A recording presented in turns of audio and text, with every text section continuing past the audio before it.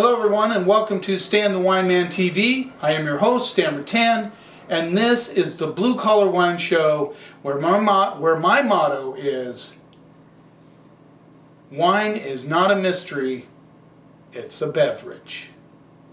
And today we're going to look at a winery that I've really gotten attached to. I'm very fond of this winery. It's Kyra Winery, or Kyra Wines out of Moses Lake. Kyra Burlacher is the winemaker. Her husband Bruce takes care of the vineyards, and he's also CFO of a crush facility, large farm. Well, I'll have to find out where that is. That was interesting. And they're introducing a new package called Garnet and Opal. It's a very new label design, which I'm happy about, as I will talk about as we go along. I've grown up on this other label, which has not always been my favorite. I'm sure there's some folks out there that love it. Not my personal favorite, and I'm really liking the new package.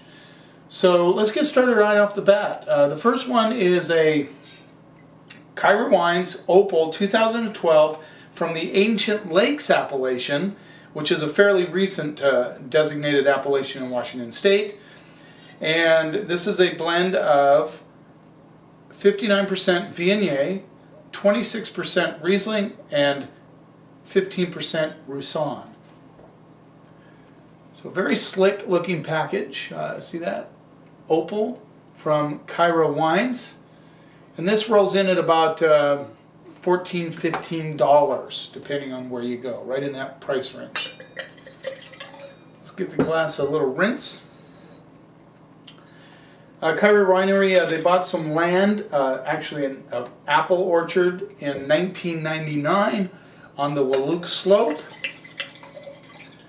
and planted half of it in grapes, and released their first vintage and their first wines in 2006, which was a Pinot Noir and a Pinot Gris. And today they produce up to 2,000 cases, and they have a variety of wines. In fact, 4 of her wines made it in my top 40 under $20. So I'm a big fan of this winery, really like what she's doing.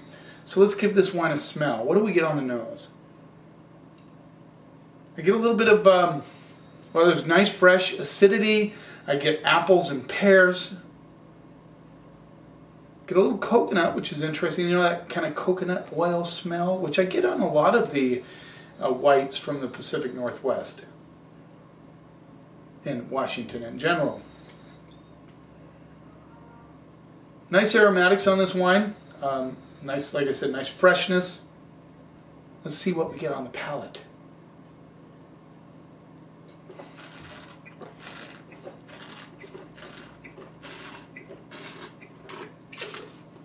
Nice acidity. I mean, it's bright. You can taste the hint of sweetness from the Riesling. Good apple pear, kind of a little like really ripe peach juice squirted all over it. Like I said, good acid from front to back. Finishes dry, but has a nice bright element to it. That coconut, slight hint of coconut coming through.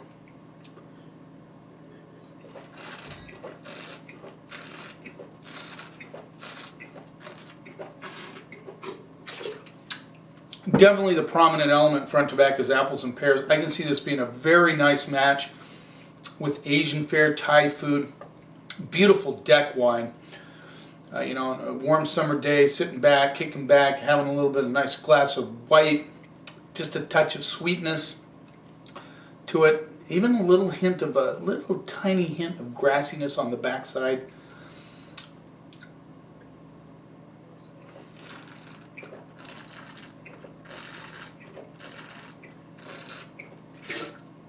Nice balance. Love the acid. I'm going to give this one an A-. Nice shout out to Kyra. Good job. Great packaging. Love it. Good start to the whites. You're going to rock with this one. Good price point. I mean, actually between 14 and 15 bucks. Let's move on to the next one. Let's give it a little rinse. Now this is a package I kind of am used to with Kyra. I'm not going to influence you. It's not my favorite. I think there's a lot of people out there that might like it. Kyra 2010 Pinot Noir, Columbia Valley appellation. I just got done selling her 2008. This is a new release, 2010. I'm excited to try it. I love the 2008. I hope they, Kyra, if you're listening, might want to work on that label. But if you love it, I know it's your deal. Roll with it. You make great wine. Let's see what we're getting at. I'm excited to try the 2010. I mean, I love the 8. Let's see if she rolls with the 10. Very light in color. I know it's hard to tell, but it's got a very light color, which you would expect from a Pinot Noir. Now, there are not very many Washington State Pinot Noir. Not the best environment to grow the grapes. Not a lot of people doing it. There's a few. Kyra has a good fruit source. And, it's a very temperamental grape. And hard to work with, hard to vinify. Let's see what we get on the nose.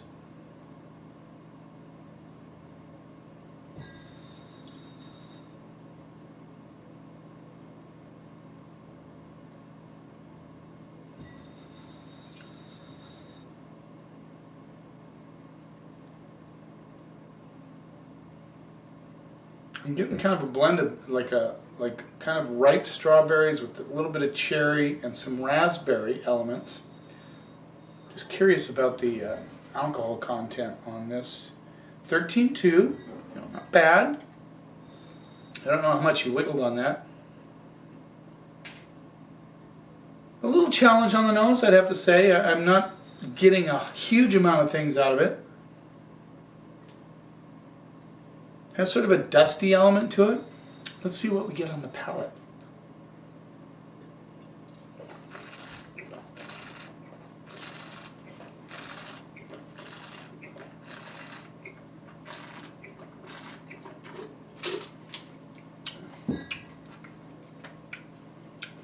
Very polished on the palate, really smooth. I mean, this is a smooth Pinot Noir. Sounded good. Anyway, smooth, baby.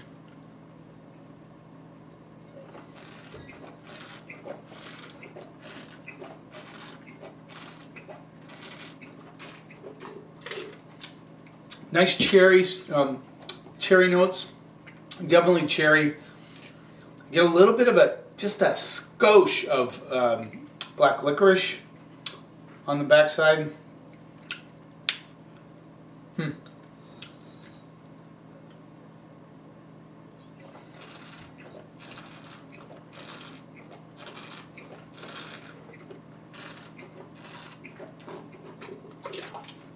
There's actually some interesting slight petroleum notes.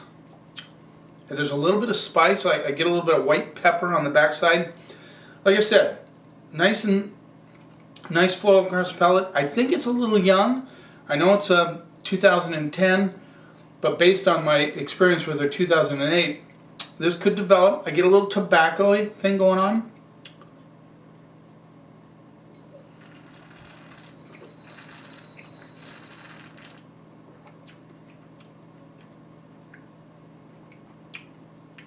It's got, for the color, it's got a lot more flavor than you would expect.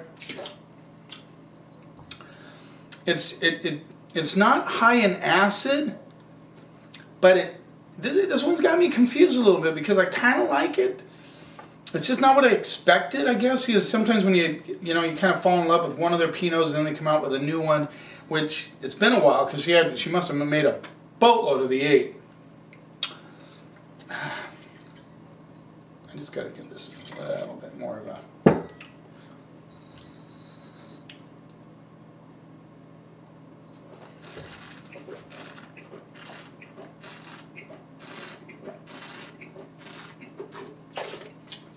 Not bad. It's not entirely what I'd expect from a Pinot Noir.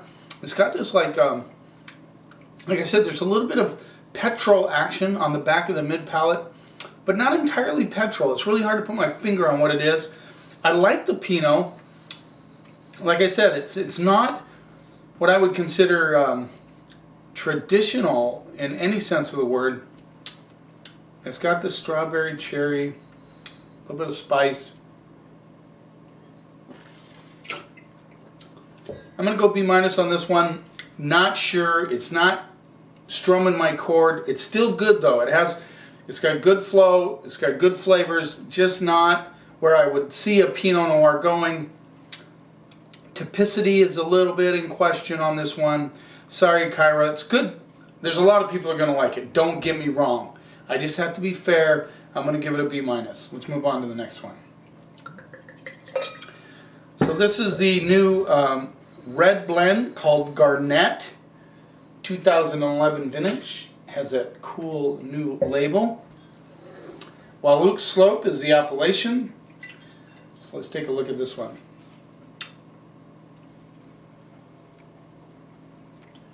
I'm liking this label. Very nice job.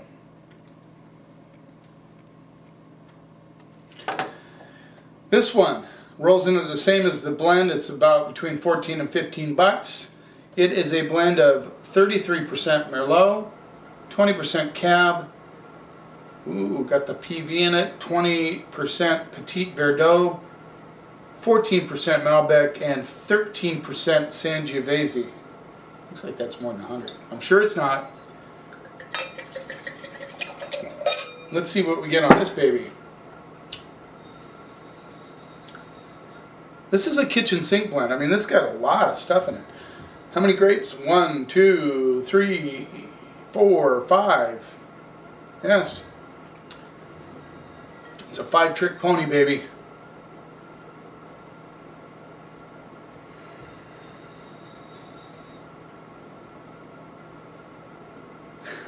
I love this nose. Have you ever gone in past a Cinnabon kiosk in the mall? Right away I get Cinnabon on this one. Cinnabon with the little like brambleberry, you know, blackberry, boysenberry thing going on. A little bit of a tobacco coming through. I love that Cinnabon thing in there. Wow. Not too bad. I guarantee it doesn't taste like a cinnamon roll though. A little bit of currants coming through on the backside. It's not a trend like popping out of the glass, but very nice nose. Love that Cinnabon action. So let's give it a whirl.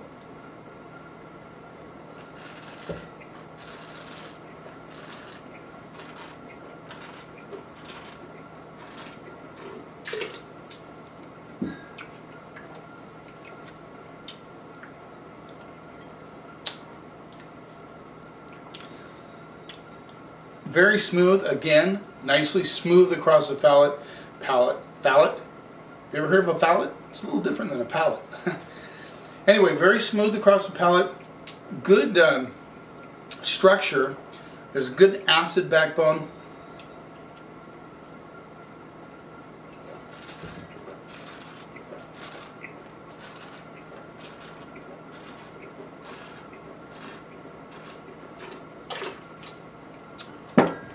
I'm getting blueberry, I'm getting tobacco, I'm getting blackberry, getting a little bit of bright like red cherries in there. Nice spice on the backside. This baby is a steak wine. I mean, it's got the guts. You need some grilled meat, you need some barbecued ribs, you need something with this one. That Petit Verdot really pops on this baby.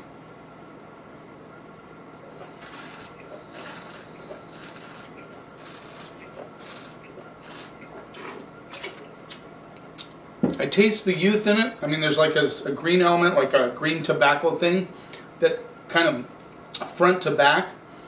Front tobacco? No, just kidding. No, it's got good structure, like I said, good acidity, good fruit, good balance. It's very youthful wine, very fresh in the mouth. Long finish, spice sticks around, a lot of tobacco on this one. Got that blueberry, blackberry. Very smooth from front to back. Nice bottle of wine, nice effort. I think it would definitely improve with age. I'd give it another 4, 5, 6 years. Probably develop nicely with that acid and fruit.